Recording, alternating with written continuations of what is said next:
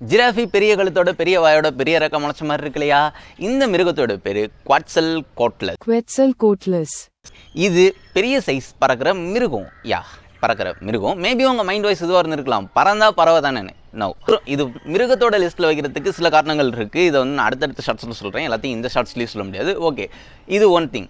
இந்த பெரிய சைஸ் மிருகத்தோட ரெக்கையோட அகலம் எவ்வளோன்னு தெரியுமாவோ? 10 12 மீட்டர். இது ஆற்று ஓரங்கள்லையும் அதுக்கடுத்து சதுப்பு நிலங்களில் ஈரமான நிலங்களில் வாழும். எதுக்குன்னா மீனை பிடிச்சி சாப்பிட்றதுக்கும், அந்த சைடு வாழ்கிற சின்ன சின்ன மிருகங்களில் வேட்டையாடி சாப்பிட்றதுக்காகவும் இது அந்த சைடு வாழும்.